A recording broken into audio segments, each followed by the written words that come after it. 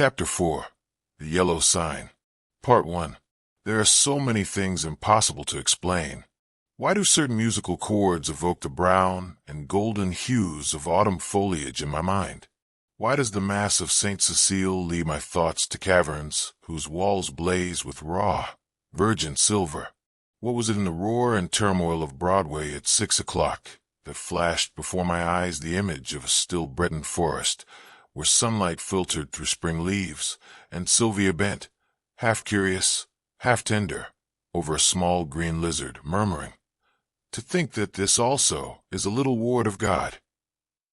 When I first saw the watchman, his back was toward me. I looked at him indifferently until he entered the church. I paid him no more attention than any other man who idled through Washington Square that morning, and when I shut my window and turned back into my studio, I had forgotten him. Late in the afternoon, as the day was warm, I raised the window again and leaned out to catch a breath of air. A man was standing in the church courtyard, and I noticed him again with as little interest as I had that morning. I looked across the square to the playing fountain, and then, with my mind filled with vague impressions of trees, asphalt drives, and the moving groups of nursemaids and holidaymakers, I started to walk back to my easel. As I turned, my listless glance fell upon the man below in the churchyard. His face was toward me now, and with a perfectly involuntary movement, I leaned to see it better. At the same moment, he raised his head and looked at me. Instantly, I thought of a coffin worm.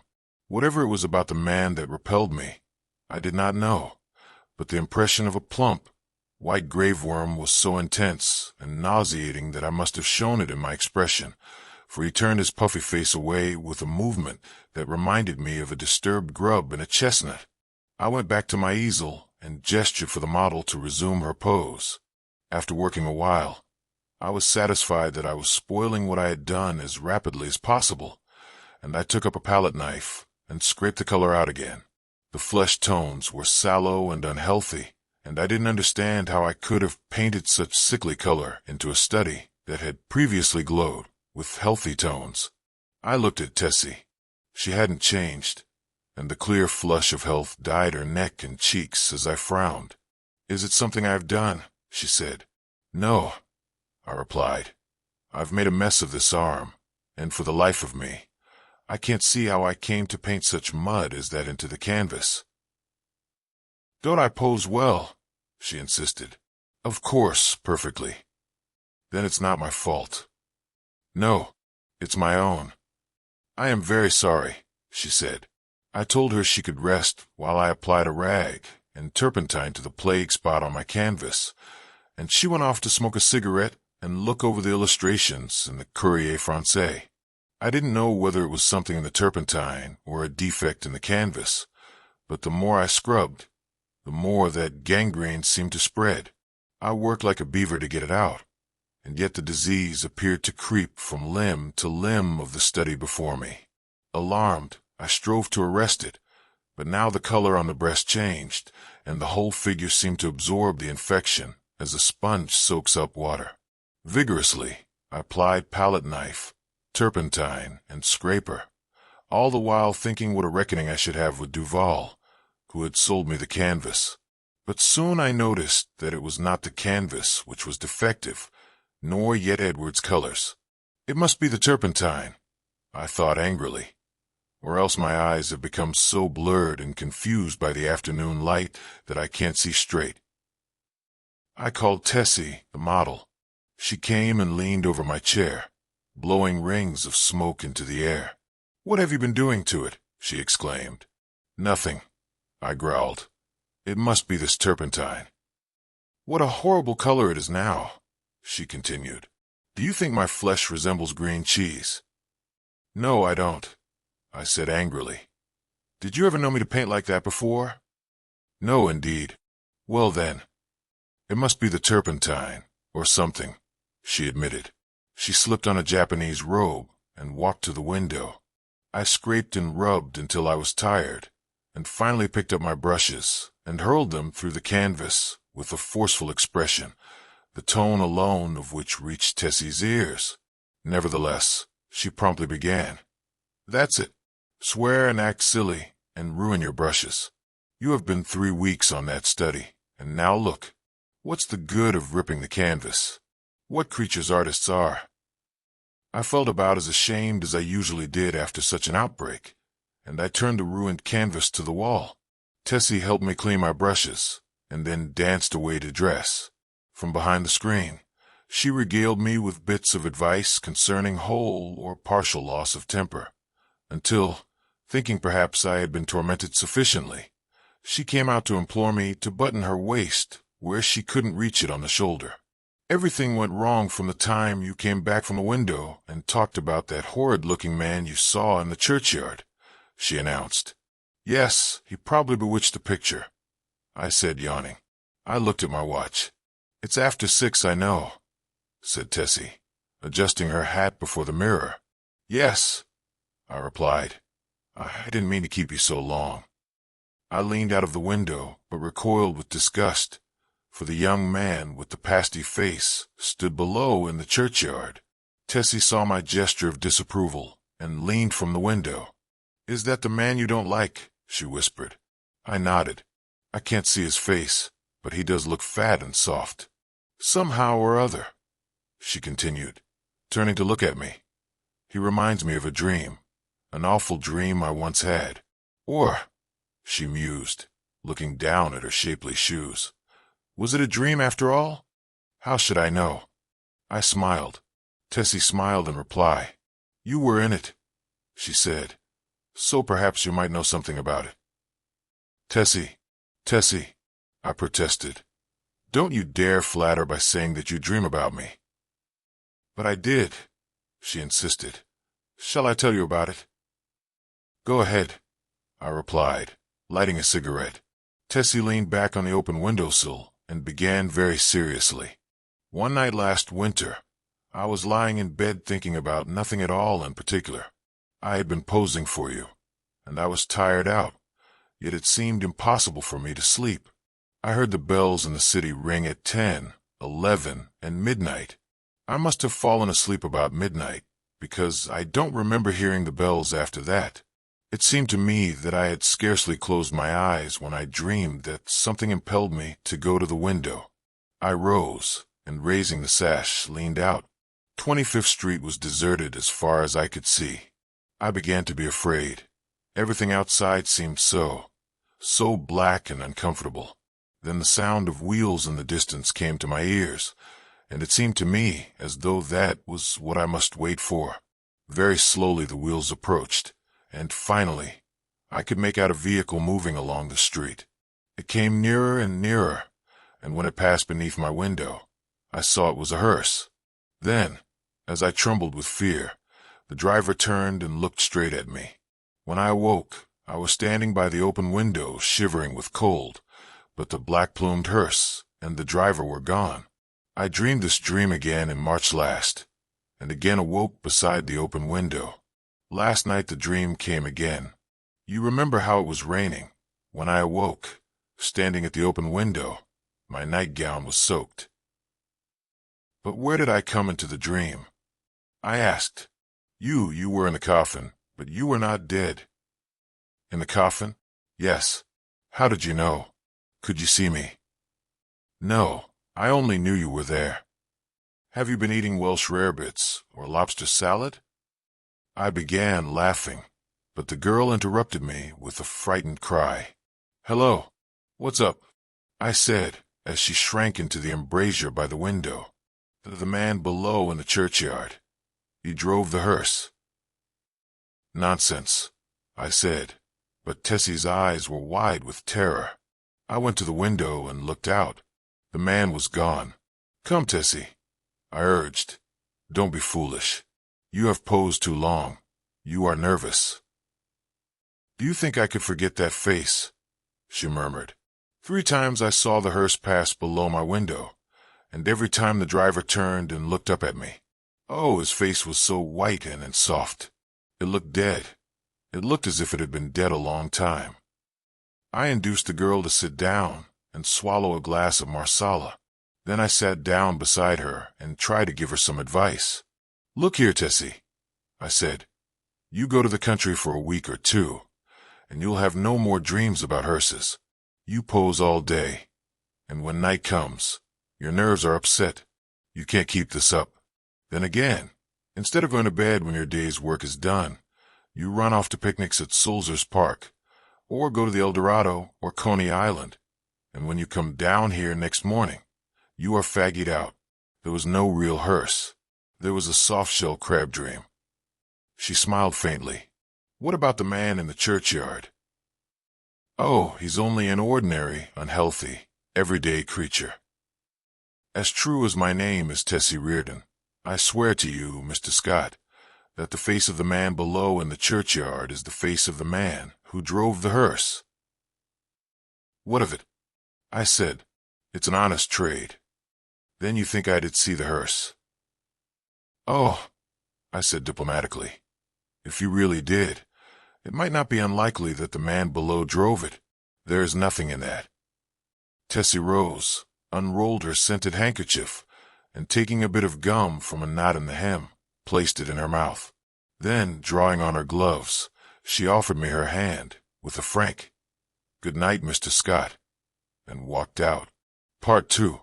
The next morning, Thomas, the bellboy, brought me the Herald and a bit of news. The church next door had been sold. I thanked heaven for it. Not that, being a Catholic, I had any repugnance for the congregation next door, but because my nerves were shattered by a blatant exhorter whose every word echoed through the aisle of the church as if it had been my own room. He insisted on his R's with a nasal persistence that revolted my every instinct. Then, too, there was a fiend in human shape, an organist, who reeled off some of the grand old hymns with an interpretation all his own. I longed for the blood of a creature who could play the doxology with an amendment of minor chords, such as one hears only in a quartet of very young undergraduates. I believed the minister was a good man, but when he bellowed, "And the Lord said unto Moses, The Lord is a man of war, the Lord is his name. My wrath shall wax hot, and I will kill you with the sword." I wondered how many centuries of purgatory it would take to atone for such a sin. Who bought the property? I asked Thomas. Nobody that I knows, sir. They do say the gent what owns this air of Milton Flats was looking at it. He might be a-building more studios. I walked to the window. The young man with the unhealthy face stood by the churchyard gate, and at the mere sight of him, the same overwhelming repugnance took possession of me. "By the way, Thomas," I said, "who is that fellow down there?" Thomas sniffed. "That there worm, sir. He's night watchman of the church, sir. He makes me tired of sitting out all night on them steps and looking at you insulting like. I'd punched his idee, sir, beg pardon, sir." "Go on, Thomas." "One night comin', home with Eerie, the other English boy, I sees him sitting there on them steps. We had Molly and Jen with us, sir, the two girls on the tray service, and he looks so insulting at us that I up and says, 'What you looking at, you fat slug?' 'Beg pardon, sir, but that's how I says, sir.' Then he don't say nothing, and I says, 'Come out and I'll punch that putney.' Then I opens the gate and goes in, but he don't say nothing, only looks insulting like. Then I had some one, but ugh, his idee was that cold and mushy it would sicken you to touch him." "What did he do then?" I asked curiously. Nothing. And you, Thomas?" The young fellow flushed with embarrassment and smiled uneasily. "Mr. Scott, sir, I ain't no coward, and I can't make it out at all why I run. I was in the 5th Lancers, sir, bugler at Tel El Kabir, and was shot by the Wells." "You don't mean to say you ran away?" "Yes, sir, I run." "Why?" "That's just what I want to know, sir. I grabbed Molly and run, and the rest was as frightened as I." "But what were they frightened at?" Thomas refused to answer for a while, but now my curiosity about the repulsive young man below was aroused, and I pressed him. 3 years' sojourn in America had not only modified Thomas's Cockney dialect, but had given him the American's fear of ridicule. "You won't believe me, Mr. Scott, sir?" "Yes, I will." You will laugh at me, sir. Nonsense. He hesitated. Well, sir, it's God's truth that when I hit him, he grabbed me wrists, sir, and when I twisted his soft, mushy fist, one of his fingers come off in me and... The utter loathing and horror on Thomas's face must have been reflected in my own, for he added, It's awful, and now when I see him, I just go away. He makes me ill.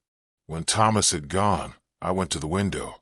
The man stood beside the church railing with both hands on the gate, but I hastily retreated to my easel again, sickened and horrified, for I saw that the middle finger of his right hand was missing.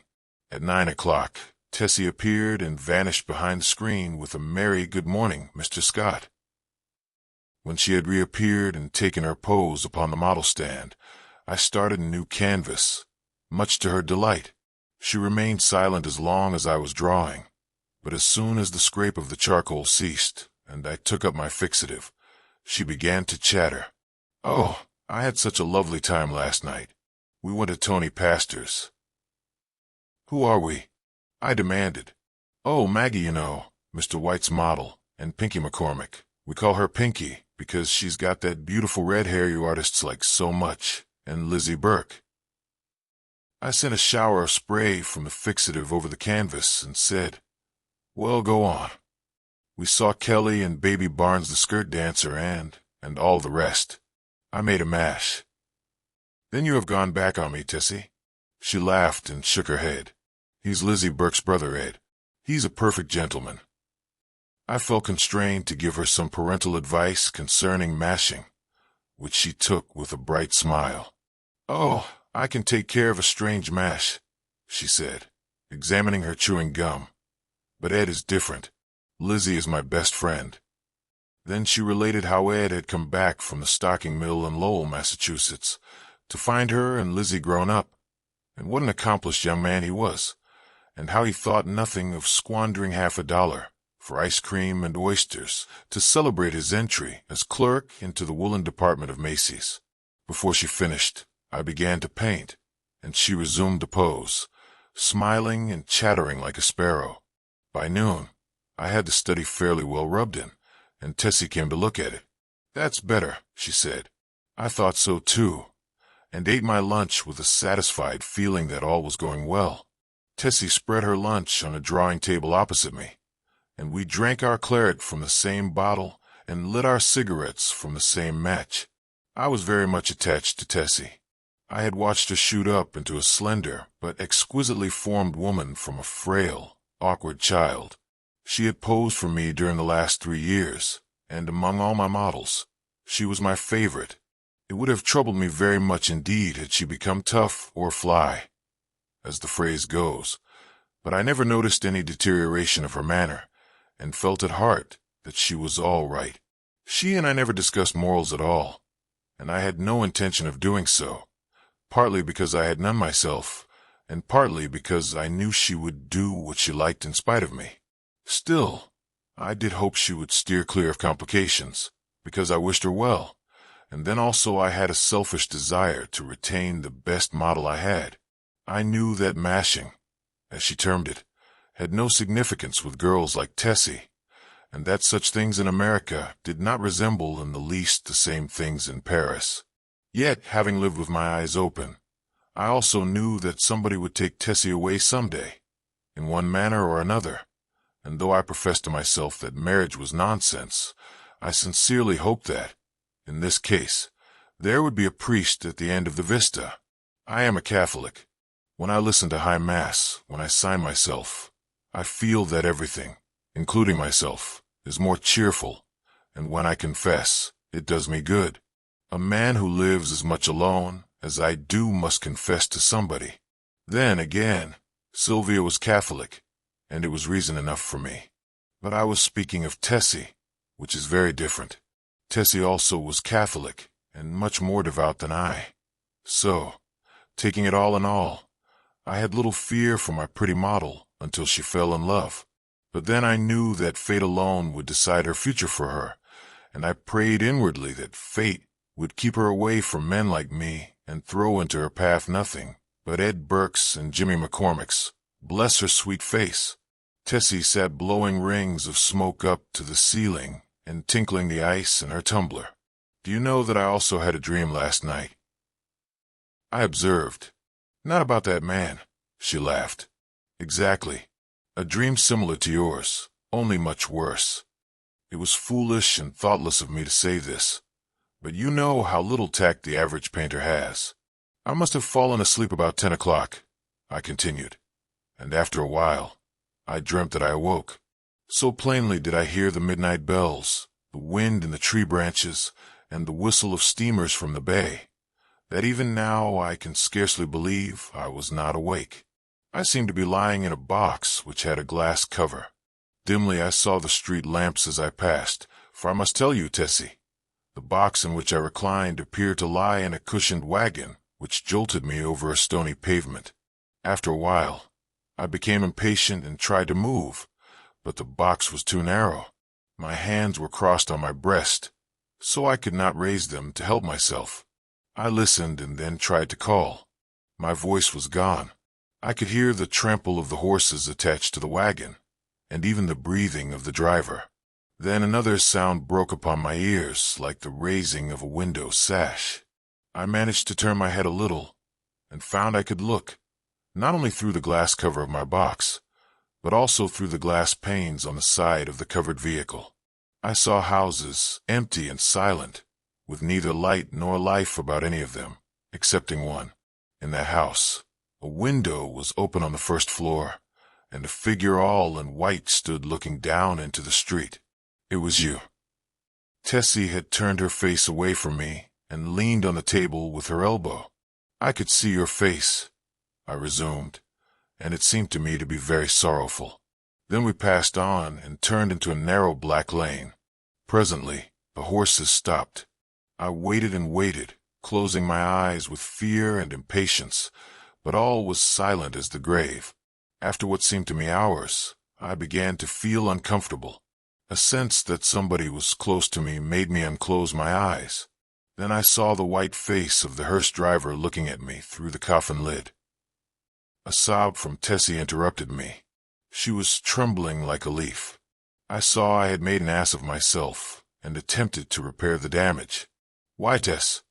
I said. "I only told you this to show you what influence your story might have on another person's dreams. You don't suppose I really lay in a coffin, do you? What are you trembling for? Don't you see that your dream and my unreasonable dislike for that inoffensive watchman of the church simply set my brain working as soon as I fell asleep?"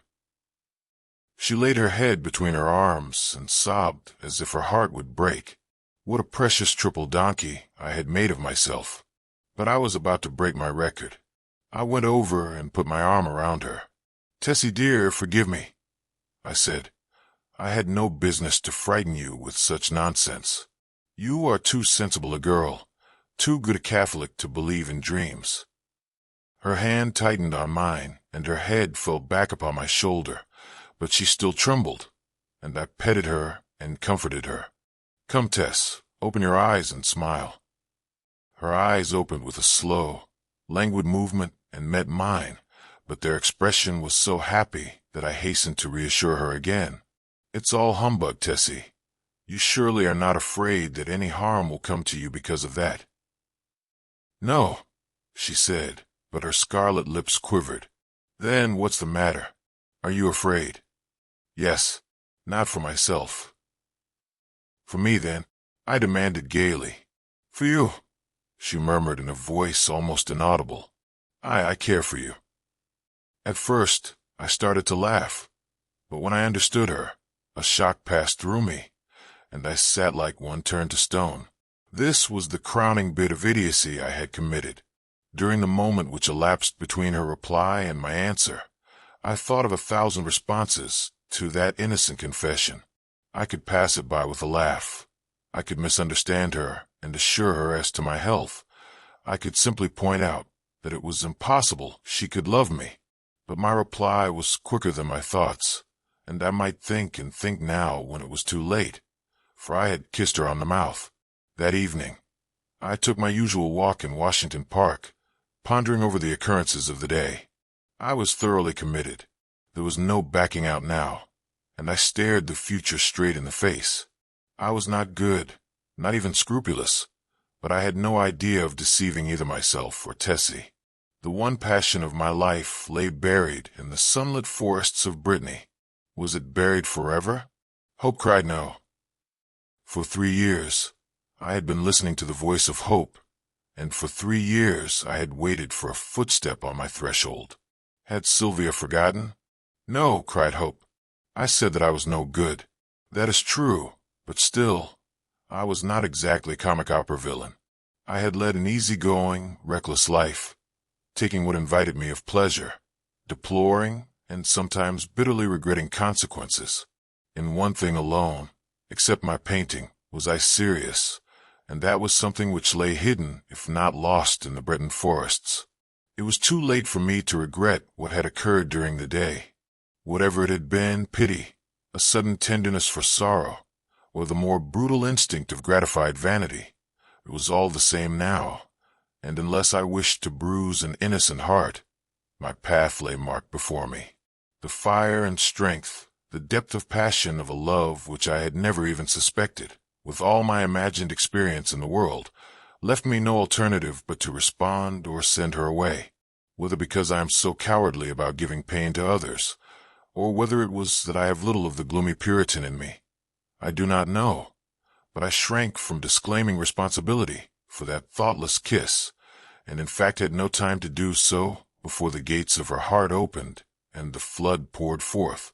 Others who habitually do their duty and find a sullen satisfaction in making themselves and everybody else unhappy might have withstood it. I did not. I dared not. After the storm had abated, I did tell her that she might better have loved Ed Burke and worn a plain gold ring, but she would not hear of it, and I thought perhaps as long as she had decided to love somebody she could not marry, it had better be me.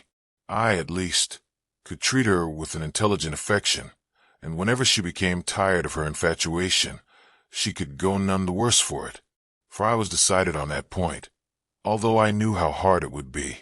I remembered the usual termination of platonic liaisons, and thought how disgusted I had been whenever I heard of one. I knew I was undertaking a great deal for such an unscrupulous a man as I was, and I dreamed the future, but never for one moment did I doubt that she was safe with me. Had it been anybody but Tessie, I should not have bothered my head about scruples, for it did not occur to me to sacrifice Tessie as I would have sacrificed a woman of the world. I looked the future squarely in the face and saw the several probable endings to the affair. She would either tire of the whole thing, or become so unhappy that I should have either to marry her or go away. If I married her, we would be unhappy. I have a wife unsuited to me, and she with a husband unsuitable for any woman, for my past life could scarcely entitle me to marry. If I went away, she might either fall ill, recover, and marry somebody Burke, or she might recklessly or deliberately go and do something foolish. On the other hand, if she was tired of me, then her whole life would be before her with beautiful vistas of Eddie Burkes and marriage rings and twins and Harlem flats and heaven knows what. As I strolled along through the trees by the Washington Arch, I decided that she should find a substantial friend in me anyway, and the future could take care of itself. Then I went into the house and put on my evening dress, for the faintly perfumed note on my dresser said, "Have a cab at the stage door at 11." And the note was signed Edith Carmichael, Metropolitan Theater. I took supper that night, or rather we took supper, Miss Carmichael and I, at Solari's, and the dawn was just beginning to gild the cross on the Memorial Church as I entered Washington Square after leaving Edith at the Brunswick. There was not a soul in the park as I passed along the trees and took the walk which leads from the Garibaldi statue to the Hamilton apartment house, but as I passed the churchyard, I saw a figure sitting on the stone steps. In spite of myself, a chill crept over me at the sight of the white, puffy face, and I hastened to pass. Then he said something which might have been addressed to me, or might merely have been a mutter to himself, but sudden, furious anger flamed up within me that such a creature should address me. For an instant, I felt like wheeling about and smashing my stick over his head, but I walked on, and entering the Hamilton, went to my apartment. For some time, I tossed about the bed, trying to get the sound of his voice out of my ears, but could not. It filled my head, that muttering sound, like thick oily smoke from a fat rendering vat, or an odor of noisome decay. And as I lay and tossed about, the voice in my ears seemed more distinct, and I began to understand the words he had muttered. They came to me slowly, as if I had forgotten them, and at last I could make some sense out of the sounds. It was this: "Have you found the yellow sign? Have you found the yellow sign? Have you found the yellow sign?" I was furious. What did he mean by that? Then, with a curse upon him and his, I rolled over and went to sleep. But when I woke later, I looked pale and haggard, for I had dreamed the dream of the night before, and it troubled me more than I cared to think. I dressed and went down into my studio. Tessie sat by the window, but as I came in, she rose and put both arms around my neck for an innocent kiss. She looked so sweet and dainty that I kissed her again, and then sat down before the easel. "Hello, where's the study I began yesterday?" I asked. Tessie looked conscious, but did not answer. I began to hunt among the piles of canvases, saying, "Hurry up, Tess, and get ready. We must take advantage of the morning light." When at last I gave up the search among the other canvases, and turned to look around the room for the missing study, I noticed Tessie standing by the screen, with her clothes still on. "What's the matter?" I asked. "Don't you feel well?" "Yes." "Then hurry. Do you want me to pose as I have always posed?" Then I understood. Here was a new complication. I had lost, of course, the best nude model I had ever seen. I looked at Tessie. Her face was scarlet. Alas, alas, we had eaten of the tree of knowledge, and Eden and native innocence were dreams of the past. I mean for her. I suppose she noticed the disappointment on my face, for she said, "I will pose if you wish. The study is behind the screen here where I put it." "No," I said. "We will begin something new." And I went into my wardrobe and picked out a Moorish costume which was fairly blazed with tinsel. It was a genuine costume, and Tessie retired to the screen with it, enchanted. When she came forth again, I was astonished. Her long black hair was bound above her forehead with a circlet of turquoises, and the ends curled about her glittering girdle. Her feet were encased in the embroidered, pointed slippers, and the skirt of her costume, curiously wrought with arabesques and silver, fell to her ankles. The deep metallic blue vest embroidered with silver, and the short Moresque jacket spangled and sewn with turquoises, became her wonderfully. She came up to me and held up her face, smiling. I slipped my hand into my pocket, and drawing out a gold chain with a cross attached, dropped it over her head. "It's yours, Tessie." "Mine," she faltered. "Yours. Now go and pose." Then, with a radiant smile, she ran behind the screen and presently reappeared with the little box on which was written my name. "I had intended to give it to you when I went home tonight," she said, "but I can't wait now." I opened the box. On the pink cotton inside lay a clasp of black onyx, on which was inlaid a curious symbol or letter in gold. It was neither Arabic nor Chinese, nor, as I found afterwards, did it belong to any human script. "It's all I had to give you for a keepsake," she said timidly. I was annoyed, but I told her how much I should prize it, and promised to wear it always. She fastened it on my coat beneath the lapel. "How foolish, Tess, to go and buy me such a beautiful thing as this," I said. "I did not buy it," she laughed. "Where did you get it?" Then she told me how she had found it one day while coming from the aquarium in the Battery, how she had advertised it and watched the papers, but at last gave up all hopes of finding the owner.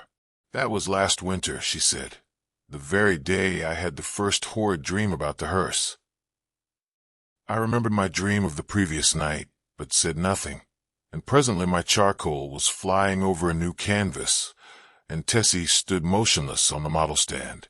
Intro music with a gentle fade. Part 3. The day following was a disastrous one for me. While moving a framed canvas from one easel to another, My foot slipped on the polished floor, and I fell heavily on both wrists. They were so badly sprained that it was useless to attempt to hold a brush, and I was obliged to wander about the studio, glaring at unfinished drawings and sketches, until despair seized me, and I sat down to smoke and twiddle my thumbs with rage. The rain blew against the windows and rattled on the roof of the church, driving me into a nervous fit with its interminable patter. Tessie sat sewing by the window, and every now and then raised her head and looked at me with such innocent compassion that I began to feel ashamed of my irritation and looked about for something to occupy me. I had read all the papers and all the books in the library, but for the sake of something to do, I went to the bookcases and shoved them open with my elbow.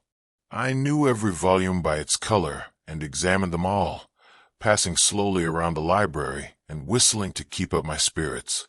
I was turning to go into the dining room when my eye fell upon a book bound in serpent skin, standing in a corner of the top shelf of the last bookcase. I did not remember it, and from the floor could not decipher the pale lettering on the back, so I went to the smoking room and called Tessie. She came in from the studio and climbed up to reach the book. "What is it?" I asked. "The King in Yellow." I was dumbfounded. Who had placed it there? How came it in my rooms? I had long ago decided that I should never open that book, and nothing on earth could have persuaded me to buy it. Fearful lest curiosity might tempt me to open it, I had never even looked at it in bookstores. If I ever had had any curiosity to read it, the awful tragedy of young Castaigne, whom I knew, prevented me from exploring its wicked pages.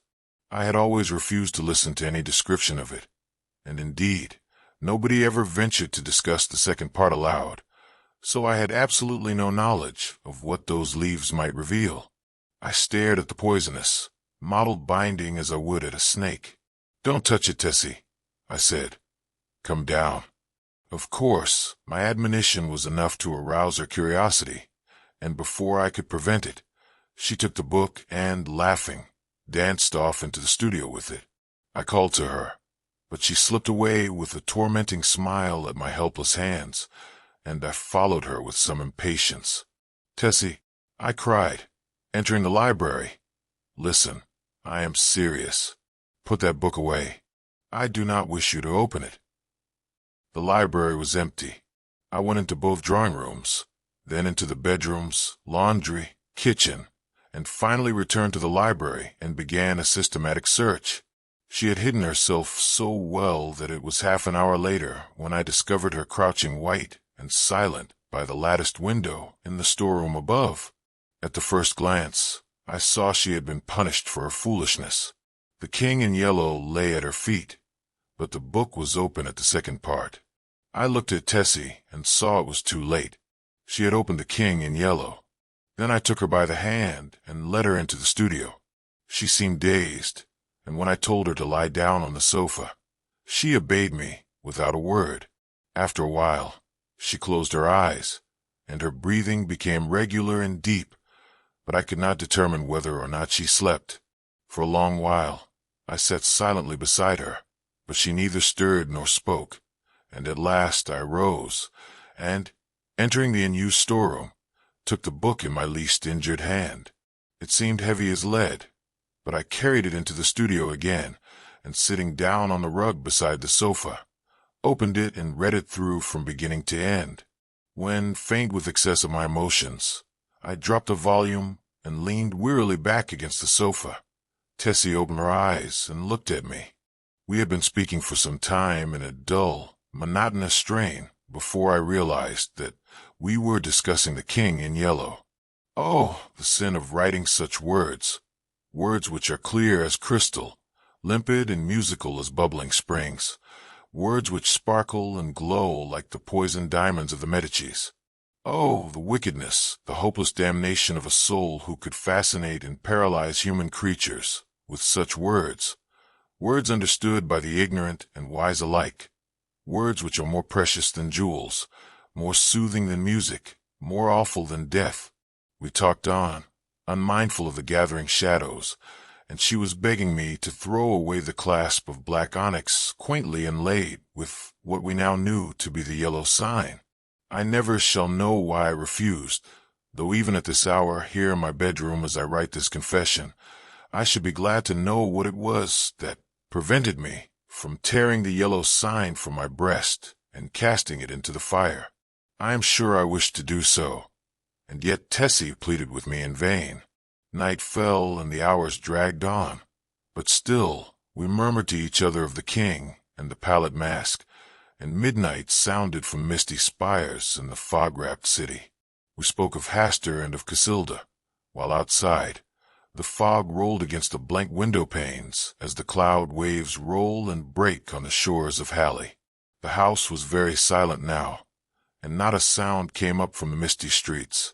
Tessie lay among the cushions, her face a gray blot in the gloom, but her hands were clasped in mine, and I knew that she knew and read my thoughts as I read hers, for we had understood the mystery of the Hyades, and the phantom of truth was laid. Then as we answered each other, swiftly, silently, thought on thought, the shadows stirred in the gloom about us, and far in the distant streets we heard a sound. Nearer and nearer it came, the dull crunching of wheels, nearer and yet nearer, and now, outside before the door it ceased, and I dragged myself to the window and saw a black-plumed hearse. The gate below opened and shut, and I crept, shaking, to my door and bolted it. But I knew no bolts, no locks, could keep that creature out who was coming for the yellow sign. And now I heard him moving very softly along the hall. Now he was at the door, and the bolts rotted at his touch. Now he had entered. With eyes starting from my head, I peered into the darkness, but when he came into the room, I did not see him. It was only when I felt him envelope me in his cold, soft grasp that I cried out and struggled with deadly fury. But my hands were useless, and he tore the onyx clasp from my coat and struck me full in the face. Then, as I fell, I heard Tessie's soft cry and her spirit fled, and even while falling, I longed to follow her, for I knew that the king in yellow had opened his tattered mantle, and there was only God to cry to now. I could tell more, but I cannot see what help it will be to the world. As for me, I am past human help or hope. As I lie here writing, careless even whether or not I die before I finish, I can see the doctor gathering up his powders and phials with a vague gesture to the good priest beside me, which I understand. They will be very curious to know the tragedy. They of the outside world who write books and print millions of newspapers, but I shall write no more, and the Father Confessor will seal my last words with the seal of sanctity when his holy office is done. They of the outside world may send their creatures into wrecked homes and death-smitten firesides, and their newspapers will batten on blood and tears. But with me, their spies must halt before the confessional. They know that Tessie is dead and that I am dying. They know how the people in the house, aroused by an infernal scream, rushed into my room and found one living and two dead. But they do not know what I shall tell them now. They do not know that the doctor said as he pointed to a horrible, decomposed heap on the floor, the livid corpse of the watchman from the church. I have no theory, no explanation. That man must have been dead for months. I think I am dying. I wish the priest would.